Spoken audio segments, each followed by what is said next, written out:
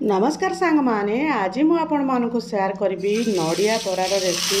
आपण माने समस्त नड़िया बरा बनई किंतु मु आज आपण मानक नुआ उपाय गोटे नड़िया बरार रेसिपी देवी जोड़ा कि पखाला भात सहित हो सुखिला भात सहित हो जेकोसी आइटम रे संध्या समय हो स्नैक्स आइटम भाव में आपण माने खाई पारिबे।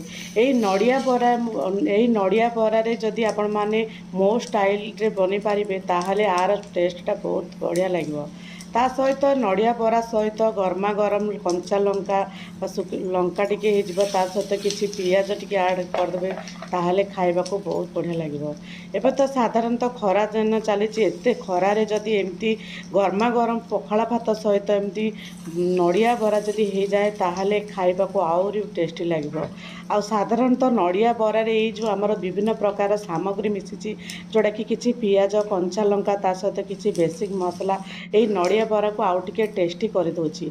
मु यही नड़िया बरा को आपण माने किए केउ उपाय बनाउछन्ती किंतु मु यही नड़िया बरा को एते टेस्टी बनईछि आपण माने भाभी परिबे नाही। थरे मो स्टाइल रे एही भली भाव में नड़िया बरा बनातु और केमती लागिला आपण मानकर अनुभूति मो सहित शेयर करंतु। आउ जदि घरे नड़िया अच्छी निश्चित भाव में मो स्टाइल रे नियति भाव ट्राए करंतु। आ चलतु सांग माने आज रेसिपी देखा। आज रेसिपी आपण मानकु जदि भल लगुच सांग माने निश्चित भाव में आपण मानकर सांगसाथी मान सहित शेयर करेंगे फ्रेंड सर्कल सहित आउ निश्चित भाव में घरे ट्राए करेंगे। आ वीडियो शेष में निश्चित भाव में गोटे लाइक करेंगे। आपण मानकर लाइक आपण मानकर कमेंट मत मोटिवेट करछि आगो बढ़ापी।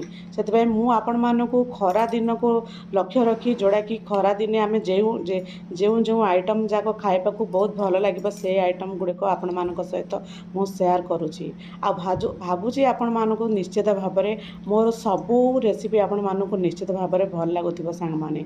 आ चलतु सांग माने देखा आज रेसिपी। आउ से मु गोटे नड़िया नहीं जाइए जोटा कि नड़िया जोड़ा कि रही जाए गोटे नड़िया नहीं टिके माने अलग प्रकार हो गला फ्रीजर रे रही ताकू गोटे जेकोसी गोटे बाड़ी साहाଯ୍य जोड़ा कि आमर रुटी बेलना साहाଯ୍य बाड़े की छोट छोट खंड करदेकी ताकू मु गोटे ग्राइंडिंग जार नहीं गली जोड़ा कि आम जो पनीर दारुआ अनुसार जदि कोरिबा ताहा सिथिरे मध्य हब आपण माने जदि सेथिरे न करि पारुछंती मु साधारणतः सब बेले मु आमर जोड़ा कि ग्राइंडिंग जार छोट छोट खंड करनिए ताकू ग्राइंडिंग करदले टिके दरदरा हो गला परे मु एई भली भाव रे रेसिपी बनाए।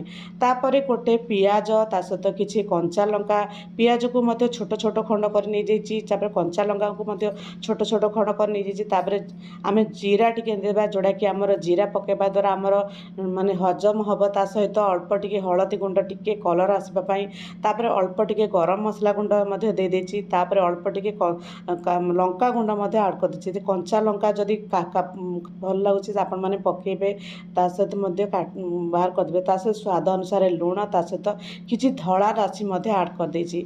एई धला राशि की दे भल भाव में गोटे गोटे चामच रु 2 चामच आमर बेसन देछि। ए बेसन रो क्वांटिटी आपणकर जोड़ा कि नड़िया को नहीं जी परिमाण आमको नड़िया टिके बहलिया टाइप लगे जोड़ा कि अठालिया लगे से भली भाव में आम अल्प अल्प करके अल्प अल्प पानी दे तार गोटे माने घोल पिठा टाइप जमी कलबा टिके मोटा टाइप पिठा टाइप जमी हे ता सहित देखु सांग माने मु एई जो नड़ियार जोड़ा कि ग्राइंडिंग कर नहीं दाना दाना टिके रही सहित छोट छोट खंड मत रखी कारण मु सब बेले आमर नड़िया बरा जोड़ा कि खाइबा समय जमी पार्टी रे छोट छोट खंड जमी पार्टी रे बाजिब से भली भाव में मु छोट छोट खंड मध्य से टिके ऐड कर देछि। पूरा पूरा मु पूरा जोड़ा कि आमर नड़िया को पूरा कोरुनी जोड़ा कि मते बिल्कुल भी भल लगे छोट छोट दाना थिले मते बहुत भल लगे। ता सहित एई भली भाव में छोट छोट गोला करी गोटे थाली रे एमती सजेकी रखिदेबा। एमती सजेकी रखिदेबा द्वारा आमे जोड़ा कि आमर कड़ई रे बा टावा रे जोड़ा कि भाजिबा सहज हो जिवो। जतिकी परिमाण रो नेकी सेतिके देखंतु पाखापाखी माने 5 रु 7 रु 8 खंडे हिगला बाकी मध्य रही एई भली भाव में सजिकी रखिदेला परे वर्तमान जिबा कड़ई रे जिबा। कड़ई रे अल्प टिके माने सॉरी कड़ई नहीं टावा रे अल्प टिके तेल देदेबा। अल्प टिके तेल को लो टू मीडियम जाल रे गरम हो गला परे छोट छोट कर बॉयल कर এইଭଳି ଭାବରେ ଛୋଟ ଛୋଟ ଯେଉଁଟାକି ବରା ଆକାରର ବନେଇବା, ଯେମିତିକି ଆମ ତାୱାର ମଝି ଅଂଶରେ ଯେମିତି ତେଲ ଯେମିତି ଦେଉଛନ୍ତି ମଝି ଅଂଶରେ ଯେମିତି ରହେ, ଯେମିତି ଭଲ ଭାବରେ ଭାଜି ହୋଇଯିବ। ଏଇ ଯେଉଁ ଆମର ଯେଉଁଟାକି ନଡ଼ିଆର ବରାକୁ ଟିକେ ପତଳା କରିବେ, ଯେଉଁଟାକି ଆମେ ଯେଉଁ ହାତରେ ଟିକେ ଦାବି ଦେବେ, ଯେଉଁଟାକି ଟିକେ ଖେଳେଇଲା ଭଳି ହେଇଯିବ। ତାପରେ ଛୋଟ ଛୋଟ ଯେତିକି ପରିମାଣର ଆମର ମଝିରେ ଜାଗା ଧରୁଛି ସେତିକି ପରିମାଣର ଦେବା। ଆଉ ଉପରକୁ ଦେଲେ ସେ ବିଲକୁଲ ବି ମାନେ ଭଲ ଭାବରେ ଭାଜି ହେବନି। ତ ଏଇ ମୋର ତାୱାଟି ଭିତରଟା ଟିକେ ଖାଲୁଆ ରହୁଛି, ଯେଉଁଟାକି ଅତି କମ୍ ସମୟ ଭିତରେ ଭଲ ଭାବରେ ସେ ଭାଜି ହେଇଯାଉଛି। ଆପଣମାନେ ଏଇଭଳି ଭାବରେ ଲୋ ଟୁ ମିଡ଼ିୟମ୍ ଜାଳରେ ଭଲ ଭାବରେ ଭାଜିବା। ଦେଖନ୍ତୁ ଲୋ ଟୁ ମିଡ଼ିୟମ୍ ଜାଳରେ ଭଲ ଭାବରେ ଭାଜି ହେଇଗଲା ପରେ ବର୍ତ୍ତମାନ ତାକୁ ଟିକେ ଲେଉଟେଇ ଦେବା। କିଛି ସମୟ ଟିକେ ରହିବା, ତା ଉପରେ ମଧ୍ୟ ଟିକେ ତେଲ ମଧ୍ୟ ଟିକେ ସାଇଡ଼ରେ ଦେବା, ଯେଉଁଟାକି ଉପରଟା ଟିକେ ମାନେ ତେଲ ରହୁନି, ଯେଉଁଟାକି ଭିତରକୁ ପଳେଇ ଆସୁଛି। ସେଥିପାଇଁ ଉପରଟା ଟିକେ ତେଲ ପକାଇଦେବା। ଦେଖନ୍ତୁ ଏଇଭଳି ଭାବରେ ଯେଉଁ କଲର୍ ଆସିଛି, ଏଇଭଳି ଭାବରେ ଆମକୁ ଯଦି ରଖିବା ତାହେଲେ ନଡ଼ିଆ ବରାଟି ଖାଇବାକୁ ବହୁତ ବଢ଼ିଆ ଲାଗେ। ଅଧିକ ସମୟ ରଖିଦେଲେ ଆମର ନଡ଼ିଆ ବରାଟି ପୁରା ପୋଡ଼ିଯିବ। ସେଥିପାଇଁ ଅଳ୍ପ ଏମିତି ଟିକେ ଭାଜି ହେଲା ଟାଇପ୍ର ହେଇଥିବ ହିଁ ରଖିବେ। ତାପରେ ଏପଟ ସେପଟ ଗୋଟେ ଛୋଟ ଏମିତି ମାନେ ଯେଉଁଟାକି ଚଟୁ ସାହାଯ୍ୟରେ ଭଲ ଭାବରେ ଏମିତି ଲେଉଟେଇ ଦେବା। ଦେଖନ୍ତୁ ଭଲ ଭାବରେ ତ ଲେଉଟେଇ ଦେଲି। ତା ସହିତ ଗରମା ଗରମ ରେଡ଼ି ହେଇଗଲା ଯେଉଁଟାକି ଆମର ନଡ଼ିଆ ବରା। ଆଶା କରୁଛି ଆଜିର ଏଇ ନଡ଼ିଆ ବରା ରେସିପି ଆପଣମାନଙ୍କୁ ନିଶ୍ଚିତ ଭାବରେ ଭଲ ଲାଗିଥିବ।